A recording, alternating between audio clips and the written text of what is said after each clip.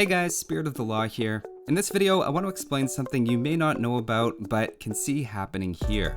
I've recently talked a lot about extra garrison arrows in towers, and about the benefits of the Teuton's extra garrison space, but overlooked one really important factor. Here we have two towers against one, all with the same upgrades. The one tower though has a couple of villagers garrisoned, and is firing a total of 2 arrows. On paper, the damage output of both sides should be the same, since extra arrows have the same attack value as regular ones as we've seen before, but the two towers have double the total HP. With the same damage from both sides, the blue tower should go down at the same time as the first red tower, and the second red tower should be at full health, at least in theory. What happens in reality though is the garrison tower wins with 48% of its HP left over. That's a pretty unexpected result and has to do with a hidden game mechanic. It turns out garrisoned arrows are similar but not exactly the same as regular ones.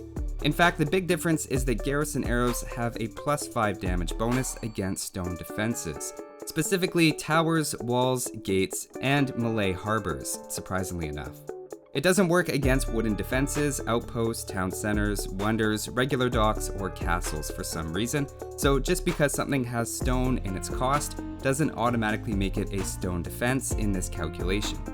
To jump back to the first example, towers normally do 1 damage to each other, but the extra arrow doing 5 damage means a garrison tower is doing 6 times the normal amount. Adding another garrisoned arrow means it would do 11 times the normal damage, which is enough to win against 3 ungarrisoned towers at once. If that's not surprising, think about the total stats, especially the HP that both sides are beginning with.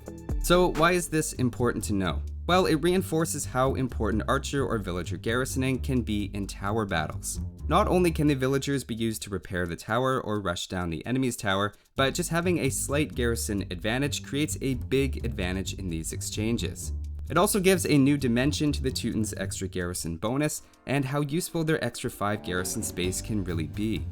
Keep in mind again though, this is not a general anti-building bonus, and doesn't do anything extra against houses, barracks, or most other buildings.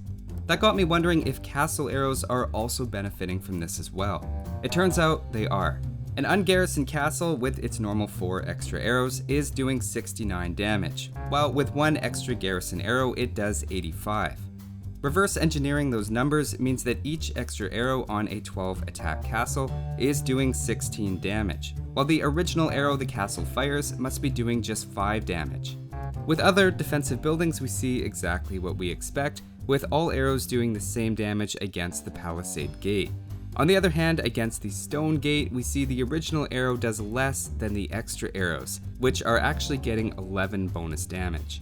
If anything, the bonus is even more magnified in castles, and explains why even if 5 towers are statistically superior in terms of HP and have a similar overall attack on paper, a castle wins with over 3/4 of its HP left.